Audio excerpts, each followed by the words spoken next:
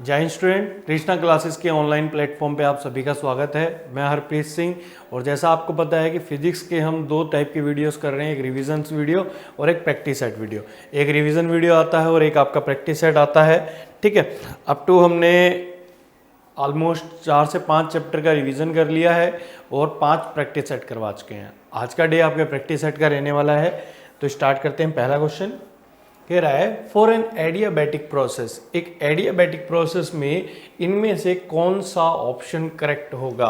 ठीक है, delta S आप मान लो एंट्रोपी, डेल्टा यू से आप रिप्रेजेंट करते हो, मैं आपको बता देता हूं।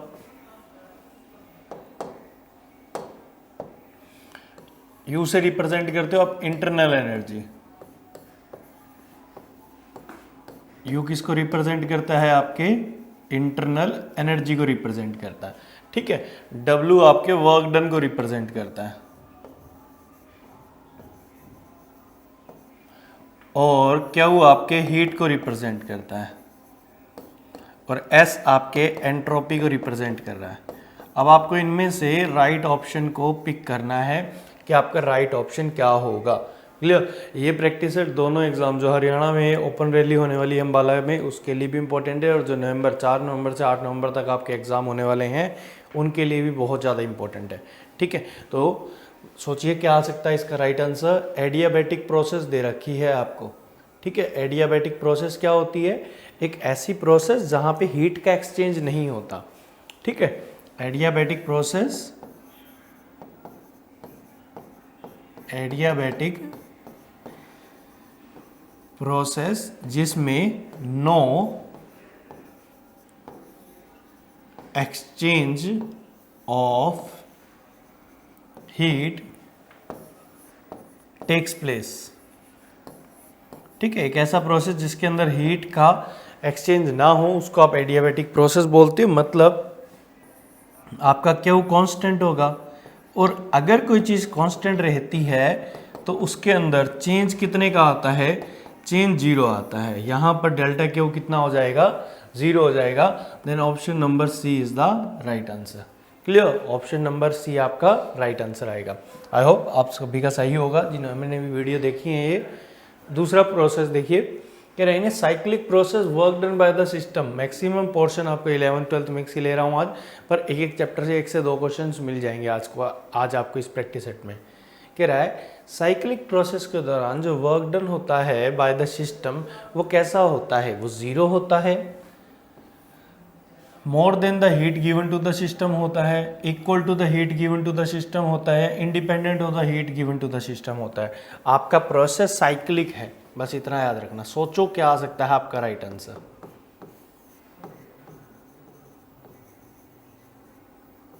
प्रोसेस कैसा है आपका? साइक्लिक प्रोसेस है। ठीक है, साइक्लिक प्रोसेस के बारे में आपको बता देता हूँ। साइक्लिक प्रोसेस एक ऐसा प्रोसेस होता है जहाँ पे इनिशियल स्टेज और फाइनल स्टेज सेम रहती है। जहाँ से आप चलते हो वहीं पे आप पहुँच जाते हो। ठीक है, आपके आगे ऑप्शंस हैं, क्या ऑप्शन आपका राइट आंसर आ सकता है वो देख करके बताइए फटाफट। सोचो क्या आएगा इसका राइट आंसर। देखो, साइक्लिक प्रोसेस में आपका क्या चीज़ कांस्टेंट रहती है? साइक्लिक प्रोसेस में आपकी इंटरनल एनर्जी कांस्टेंट रहती है। इंटरनल एनर्जी आपकी रहती है यहाँ पे कांस्टेंट। तो इंटरनल एनर्जी में जो चेंज आएगा वो कितना आएगा? 0 आएगा। What is first law of thermodynamics? Delta Q is equal to delta U plus W. आपके थर्मोडायनेमिक्स में 3 लॉज पढ़ते हो आप। पहला 0th लॉ होता है, दूसरा आपका फर्स्ट लॉ होता है, तीसरा आपका सेकंड लॉ ऑफ थर्मोडायनेमिक्स होता है। जब आपने साइक्लिक प्रोसेस की बात ही कर ली, एक ऐसा प्रोसेस जहाँ पे इनिशियल और फाइनल पॉइंट सेम होता है, वहाँ पर आपका जो इंटरनल एनर्जी में चेंज आता है वो 0 आता है, बिकॉज उसके लिए इंटरनल एनर्जी ही 0 रहती है। और जब इंटरनल एनर्जी 0 हो गई, चेंज इन इंटरनल एनर्जी 0 हो गई, तो आप यहाँ पे पुट कर दो किसके बराबर आ गया? वर्क डन आपका heat given to the system. ठीक है, जितनी आप हीट गिवन देते हो उतना ही क्या होता है? आपका वर्क डन हो जाता है। क्लियर? नेक्स्ट क्वेश्चन पे बढ़ते हैं आगे। Question number 3, what is increased in step down transformer? Transformer क्या होता है?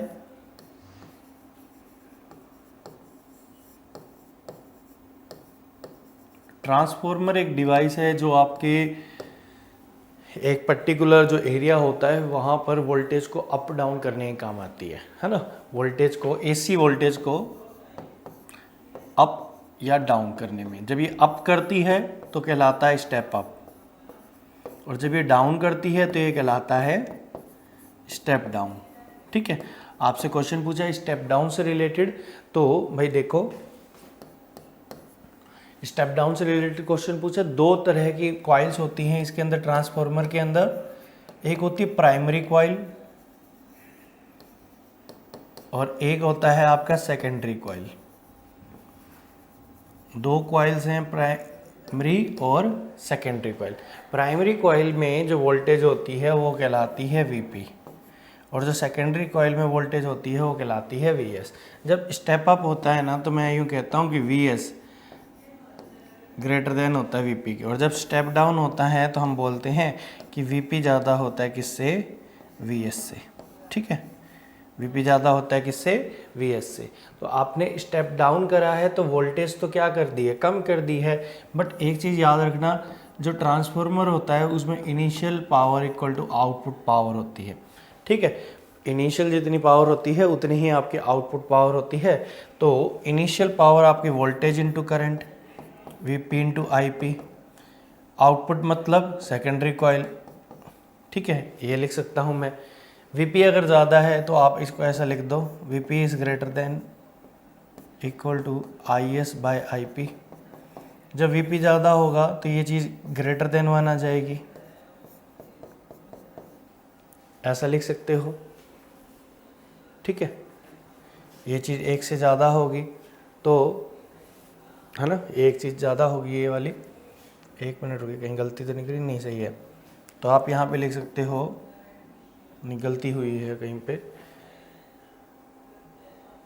वीपी ज़्यादा हो गया किससे आपके, एक मिनट रुकिए, देखो वीपी इंटू में आईपी और वीएस इंटू में IP. VS secondary, step down कर रहे हो तो सेकेंडरी की वोल्टेज क्या कर दी आपने, कम कर दी।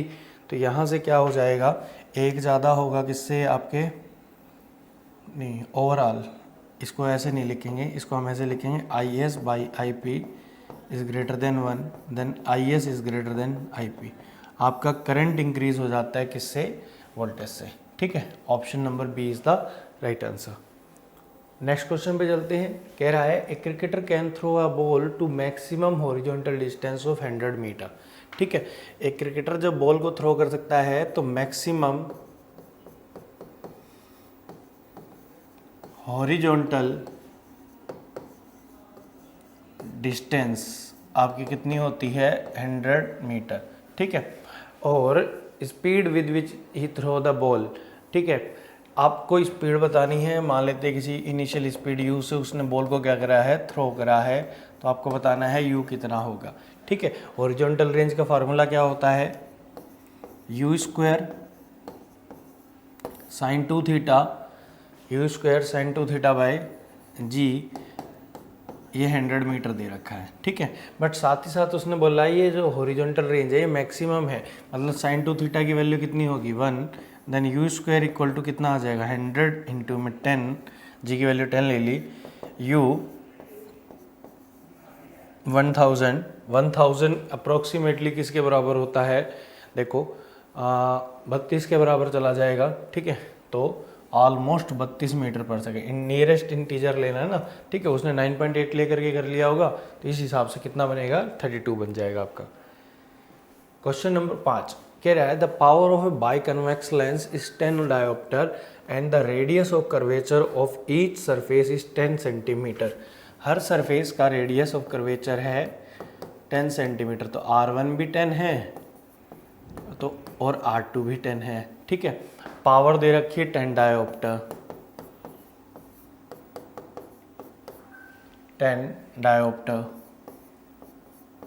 आगे देखिए क्या कह रहा है, the refractive index of the material. आपने लेंस मेकर फार्मूला पढ़ा है, वहाँ पे फार्मूला होता है 1/f equal to ν2 by ν1 minus 1 into 1/R1 minus 1/R2, ये फार्मूला होता है। ठीक है, R1 पॉजिटिव होगा बाई कन्वेक्स में और R2 होगा नेगेटिव। पावर से आप फोकल लेंथ निकाल लो, फोकल लेंथ आती है आपकी 10 सेंटीमीटर, और कन्वेक्स मिरर की कन्वेक्स लेंस की जो फोकल लेंथ होती है वो पॉजिटिव होती है। तो 1/10 एयर से लाइट आई है तो न्यू2 को तो न्यू मान लिया और न्यू1 को 1 मान लिया। अच्छा, ये हो गया 1/10 और ये हो गया -1/10। ठीक है, इसको जब सोल्व करते हो तो ये आता है 1/10 न्यू -1, 2/10 1/5, ये 2 पे कट गया, 1/2 इक्वल टू न्यू -1, ये 1 इधर चला जाएगा, ये हो जाएगा 3/2। तो रिफ्रैक्टिव इंडेक्स ऑफ लेंस कितना है आपका 3/2 है। ठीक है, रिफ्रैक्टिव इंडेक्स ऑफ लेंस कितना है आपका 3/2। नेक्स्ट क्वेश्चन पे चलते हैं। कह रहा है a ball is projected with kinetic energy E and the angle at an angle, ये एन आएगा यहाँ पे, at an angle theta with the horizontal at highest point during this flight its kinetic energy. ठीक है, आप यहाँ पे ले लो एंगल, ले लो 45 डिग्री ले लो। ठीक है, ऐसा कर लो कि एक बॉल है, उसको आपने हॉरिजॉन्टल से 45 डिग्री पर क्या कराया है, छोड़ा है ऊपर की ओर। ठीक है, तो यहाँ से जब आपने उसको प्रोजेक्ट कराया है तो उसकी काइनेटिक एनर्जी कितनी है, E है। हाईएस्ट पॉइंट पे कुछ इस तरह से पहुँचेगा, इस पॉइंट पे, हाईएस्ट पॉइंट पे मैंने काइनेमेटिक्स में आपको जो प्रोजेक्टाइल करवाया है वहाँ पे मैंने बताया है कि वर्टिकल कंपोनेंट ऑफ वेलोसिटी 0 हो जाता है, जबकि यहाँ पे एक वेलोसिटी रह जाती है जिसको आप बोलते हैं u cos थीटा। तो इस पॉइंट पे जो काइनेटिक एनर्जी रहेगी वो होती है हाफ mv² cos² थीटा। ठीक है, हॉरिजॉन्टल पे अगर हाफ mv² है तो देखो हाईएस्ट पॉइंट पे जो काइनेटिक एनर्जी होगी E cos² 45 डिग्री, और cos 45 की वैल्यू कितनी होती है 1/√2। 1/√2 को जब सोल्व करोगे तो कितना आएगा 1/2, और आपका आंसर बनेगा E/2। क्वेश्चन पहले भी बहुत बार आया हुआ है। ठीक है, आप जब बॉडी को प्रोजेक्ट करते हैं यू वेलोसिटी से इनिशियली, और अगर थीटा एंगल, तो इनिशियल अगर एनर्जी E है तो हाईएस्ट पॉइंट पे एनर्जी 0 नहीं होती काइनेटिक एनर्जी। हाईएस्ट पॉइंट पे जो एनर्जी होती है वो initial kinetic energy multiply by cos² of angle which we made with the horizontal. ठीक है, नेक्स्ट क्वेश्चन पे चलते हैं। कह रहे relation between the critical angle of water and glass. Water और ग्लास के बीच में जो क्रिटिकल एंगल बनता है उनका रिलेशन बताना है। आपके आगे 4 ऑप्शन है, मैं आपको ये बता देता हूँ बस। जो क्रिटिकल एंगल होता है और रिफ्रैक्टिव इंडेक्स होता है। ठीक है, ये रिफ्रैक्टिव इंडेक्स है क्रिटिकल एंगल ही है ये तो बेसिकली। ये होता है relation, this is the relation between refractive index and critical angle.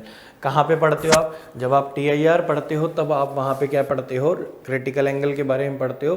Critical angle के दौरान वहाँ पर आपको ये बताया जाता है TIR के दौरान कि टोटल इंटरनल रिफ्लेक्शन कब होता है, जब ऑब्जेक्ट कहाँ होता है आपका डेंसर में, और जो आपका एंगल ऑफ इंसिडेंस होता है वो ग्रेटर देन होता है क्रिटिकल एंगल। और जब क्रिटिकल एंगल पे ही आपकी रे स्ट्राइक करती है सरफेस से तो वहाँ पे एंगल ऑफ रिफ्लेक्शन होता है 90 डिग्री का।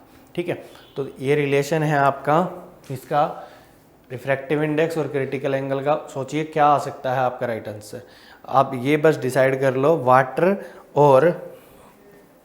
वाटर और आपके ग्लास में से किसका रिफ्रैक्टिव इंडेक्स ज़्यादा होता है, किसका कम होता है। ये आपको सिंपल सा ऐसे पता कर सकते हो कि भाई कौन सी चीज़ गाढ़ी होती है और कौन सी चीज़ पतली होती है। ठीक है, जौन सी चीज़ ज़्यादा गाढ़ी है वो डेंसर है, और जौन सी चीज़ पतली है वो रेयर में चली जाएगी तुम्हारे। सोचो क्या आ सकता है आपका राइट आंसर। देखिए, मैं बार बार इतनी थ्योरी से लेकर आ रहा हूँ क्योंकि आपको ये ना लगे सिर्फ क्वेश्चन करने हैं हमको। ठीक है, आप काफ़ी चीज़ें सीख भी पाओ इनमें। देखिए यहाँ पे वाटर जो होता है वो पतला होता है और जो ग्लास जो होता है वो गाढ़ा होता है। तो refractive index of water is less than refractive index of glass. ठीक है, ग्लास का रिफ्रैक्टिव इंडेक्स ज़्यादा होता है। जब ग्लास का रिफ्रैक्टिव इंडेक्स ज़्यादा है तो ग्लास का क्रिटिकल एंगल क्या होगा, कम होगा, है ना। तो critical angle for water is greater than critical angle for glass. ठीक है, then option number A is the right answer. आगे बात समझ, तो ऑप्शन नंबर ए क्या आएगा आपका राइट आंसर आएगा। नेक्स्ट क्वेश्चन पे चलते हैं। Question number A, which determines the nature of path followed by the body. Given option है आपके पास, स्पीड है, वेलोसिटी है, एक्सेलरेशन है, और चौथा ऑप्शन है बोथ ए एंड बी, मतलब स्पीड और वेलोसिटी दोनों। सोचो क्या आ सकता है आपका राइट आंसर, दिमाग लगाओ अपना कि भाई किस आंसर को आप पिक करोगे। और इस जब प्रैक्टिस सेट को करो तब आपके पास सिंपल सा क्या होना चाहिए, आप अपने आंसर को रख लो, ठीक है। फिर जब मैं लास्ट में बताऊं तो अपने आंसर को चेक करा करो कि वो आंसर सही है कि नहीं है। और बार बार अगर आप सेम मिस्टेक कर रहे हो तो उसको नोट करो भाई, ठीक है। फाइनल एग्ज़ाम में आप क्या करते हो, फाइनल एग्ज़ाम में आप 20 से 30 को 25 क्वेश्चन आते हैं, 25 में 22 क्वेश्चन अटैम्प्ट कराते हो, पर क्वेश्चन सही निकलते हैं 8 से 10, ठीक है। और आपको नेगेटिव मार्किंग भी देते हैं, तो आपकी कट ऑफ भी क्लियर नहीं हो पाती फिजिक्स में। इसीलिए क्या करो, सिर्फ उन क्वेश्चंस को पिक करो जिनके लिए आप डेड श्योर हो कि भाई इसका आंसर ये आएगा ही आएगा। देखो आंसर आएगा आपका एक्सेलरेशन, ठीक है। आपका नेचर ऑफ पाथ हमेशा किसके द्वारा बताया जाता है, एक्सेलरेशन के द्वारा बताया जाता है, ठीक है। कैसे बताया जाता है, जैसे आप बॉडी के ऊपर फोर्स लगाते हो, उस फोर्स की वजह से ही वो पाथ को फॉलो करता है ना। आप अगर कर्व्ड पाथ पे लगाते, मतलब आपने सुना होगा कि जब एक चार्ज पार्टिकल को परपेंडिकुलरली डालते हो आप मैग्नेटिक फील्ड में, तो वहाँ पे वो क्या करता है, एक सर्कुलर पाथ बनाता है। अदरवाइज और किसी एंगल पे वो क्या बनाता है, रेडियल पाथ बनाता है। तो बॉडी पे लगने वाला फोर्स और जो रेडियल एक्सेलरेशन है, टेंजेंशियल एक्सेलरेशन है, वहीं से ही पता लगता है कि वो कौन से पाथ को फॉलो करने वाला है, ठीक है। क्वेश्चन नंबर 9 देखो, कह रहा है कनकेव मिरर है जिसकी फोकल लेंथ दे रखी है आपको 20 सेंटीमीटर, ठीक है, is at a distance of 45 centimetre. इन्होंने एक इमेज बनाई है जो कि 45 सेंटीमीटर पे है, वी दे रखा है आपको 45 सेंटीमीटर, और कहा है कि कहाँ पे ऑब्जेक्ट को प्लेस करूँ और इमेज जो बने वो रियल इमेज बने, इमेज जो बने वो रियल इमेज बने। जब इमेज आप रियल बनाना चाहते हो तो वहाँ पर क्या है, वी का साइन दे रखा है आपको, ठीक है। और आपसे यू पूछ रखा है कि यू क्या होगा, क्या पूछा है, यू क्या होगा। तो भाई आप लोगों ने मिरर फॉर्मूला पढ़ा है, ये होता है मिरर फॉर्मूला, ठीक है। तो यहाँ से आप इमेज ऑब्जेक्ट के डिस्टेंस निकालने के लिए आप लिख सकते हो 1/4 फोकल लेंथ माइनस में 1/v, ऐसा लिखा जा सकता है, ठीक है। अब focal length for concave mirror तो होती है पॉजिटिव, अब v भी रियल है तो v आएगा नेगेटिव, क्योंकि वो मिरर के इस साइड ही बनेगा और जो मिरर के लेफ्ट में बनेगा वो नेगेटिव ही होगा, ठीक है।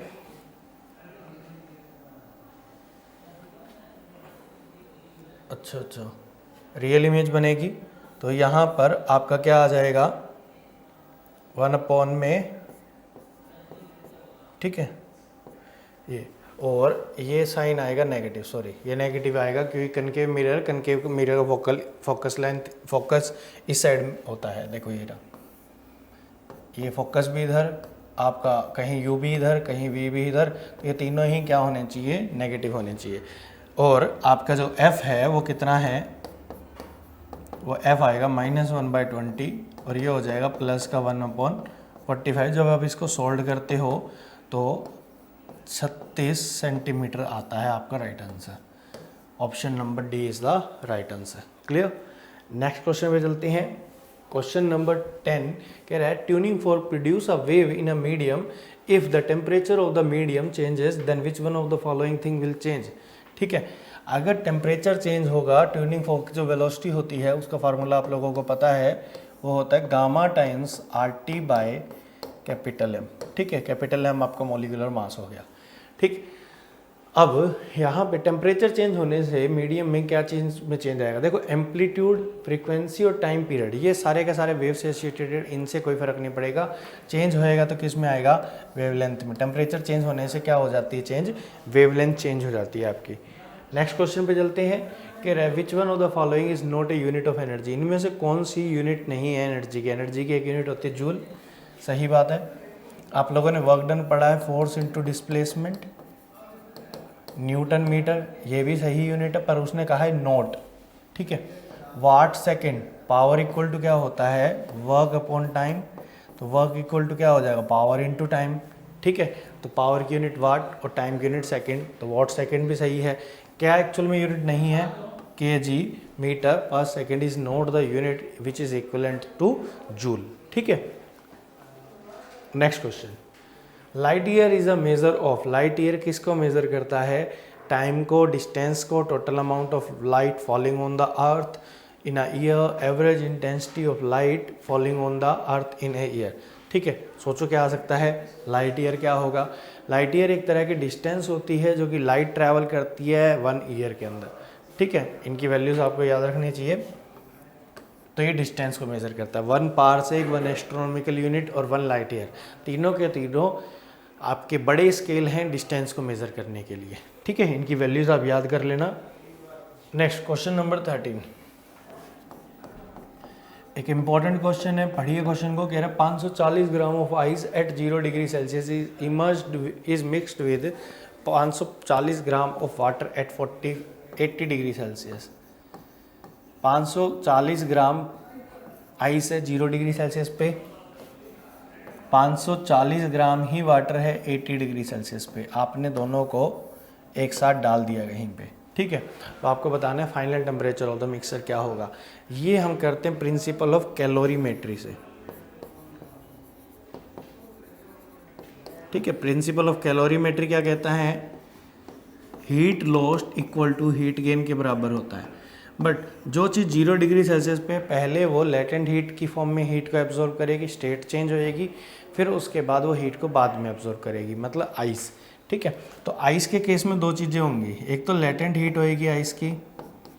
ठीक है, इसको ऐसे लिख दो, आइस की एक तो लेटेंट हीट होएगी और एक आपकी स्पेसिफिक हीट होएगी आइस की, जो कि जबकि वाटर के पास क्या होगी, सिर्फ स्पेसिफिक हीट होगी। ठीक है, इस तरह से। और आपको याद करना है आइस की जो लेटेंट हीट होती है 80 और वाटर की 80 कैलोरी पर ग्राम, और जो वाटर की स्पेसिफिक हीट होती है वो 1 कैलोरी पर ग्राम होती है। ठीक है, इस तरह से। और लेटेंट हीट का फार्मूला होता है m इंटू एल, तो 540 गुणा में 80 प्लस स्पेसिफिक हीट कि एम सी इंटू में डेल्टा टी, 540 गुणा 1, कुछ टेम्परेचर 0 था तो बढ़ेगा ही टेम्परेचर, तो भाई अगर वो हीट एब्जॉर्ब करेगी तो T माइनस 0। अब पानी हीट लॉस्ट करेगा क्योंकि आइस का टेम्परेचर 0 पे है, पानी का 80 पे है, तो ओवरऑल देखिए 540 ग्राम ही पानी था, पानी की स्पेसिफिक हीट 1, 80 माइनस टी। ठीक है, यहाँ से देखो ये हो जाएगा 540 टी, ये हो जाएगा 540, गुणा मत करना इनको, कुछ ना कुछ कैंसिल आउट जरूर होगा। ये हो जाएगा 540 इंटू में 80 माइनस 540 इंटू टी, इससे ये कट गया, इसको इस साइड लाओगे प्लस का 1080 टी इजिकल टू 0, टेम्परेचर आएगा 0, फाइनल टेम्परेचर भी 0 डिग्री सेल्सियस है। क्यों? क्योंकि जितनी हीट आपके पानी को चाहिए, आइस को चाहिए थी मेल्ट होने के लिए, पानी के पास उतनी हीट थी नहीं, तो आइस पूरी तरह से मेल्ट हुई नहीं, तो सिस्टम का टेम्परेचर कितना रह गया, 0 डिग्री सेल्सियस रह गया। क्वेश्चन नंबर 14, ठीक है, कह रहा है एक body slide down on a smooth horizontal plane surface is 1/4 distance in travels 2 second. देखो क्या क्वेश्चन है, देखो ऐसे ही पहले ये इस तरह का इंक्लाइन सरफेस है, अगर इस टोटल लेंथ को मैं मान लेता हूँ L, एक बॉडी है जो L/4 लेंथ को 2 सेकंड में ट्रैवल करती है, तो टोटल डिस्टेंस को कितने सेकंड में ट्रैवल कर पाएगी? आपको ये मान के चलना पड़ेगा कि बॉडी इनिशियली कहाँ पे थी, रेस्ट पे थी। ठीक है, बताओ, ये क्वेश्चन एयरफोर्स में आया हुआ है।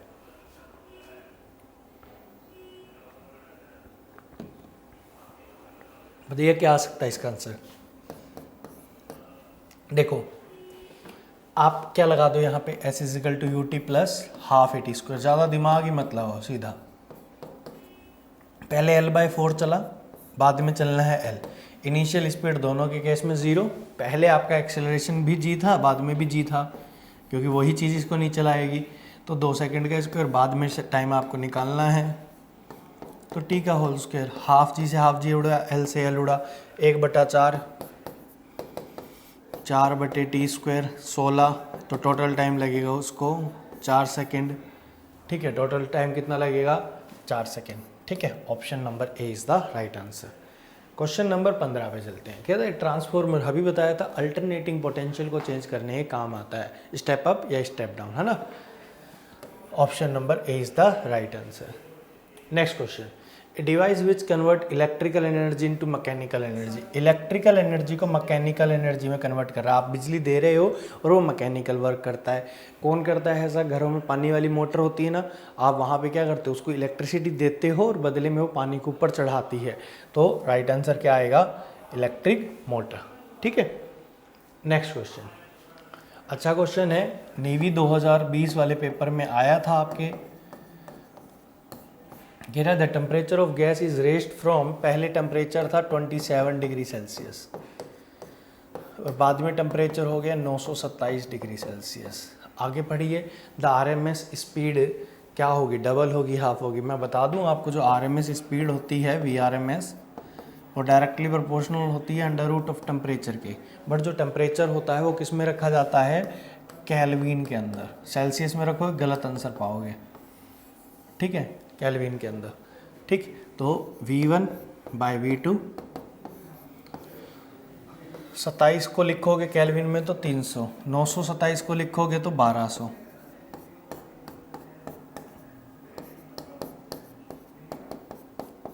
फाइनल जो आरएमएस स्पीड हो गई वो डबल हो गई पहली वाले के, तो आंसर आएगा गेट्स डबल।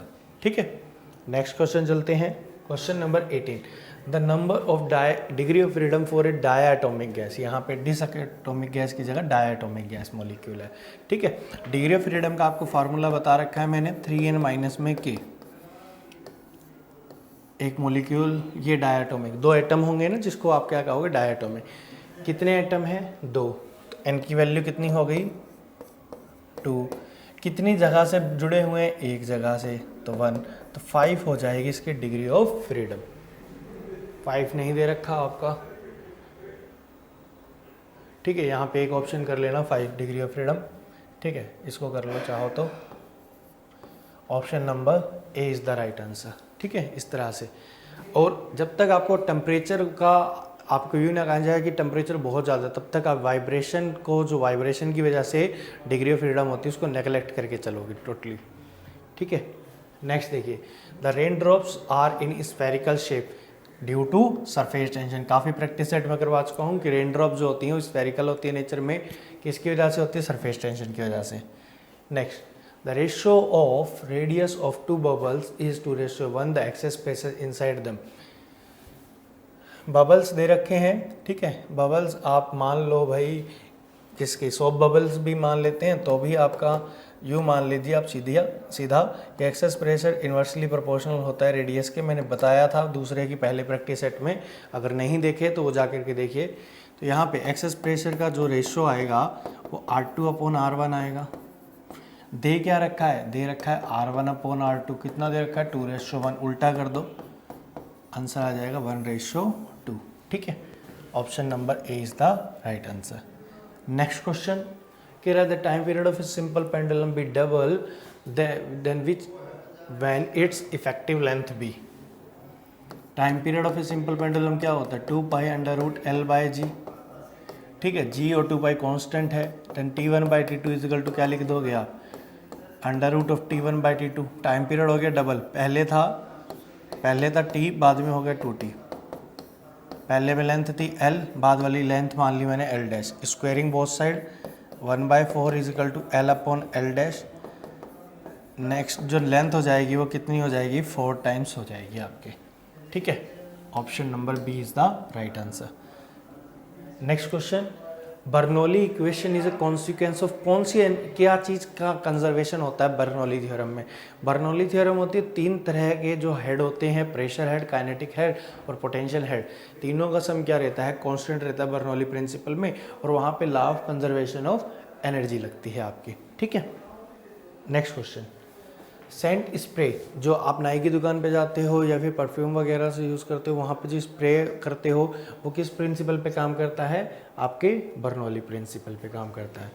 ठीक है, next question, dynamic lift is related to, dynamic lift भी किससे रिलेट करती? पास्कल लॉ से नहीं रिलेट करती, बर्नौली प्रिंसिपल में। बॉल का स्पिन होना, प्लेन वगैरह का मूवमेंट, ये सारे के सारे किस पे एप्लीकेबल होते हैं? नेविगेशन वगैरह पे ये बर्नौली पे पेस्ट होते हैं, ठीक है। हाँ 25वां क्वेश्चन, इसको हम थोड़ा सा देखते हैं।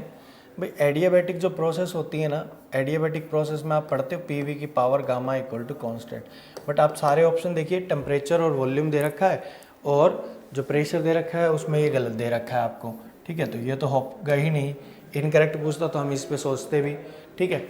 अब यहाँ पर प्रेशर को हटाना है, पीवी इजिकल टू एनआरटी होता है आपका,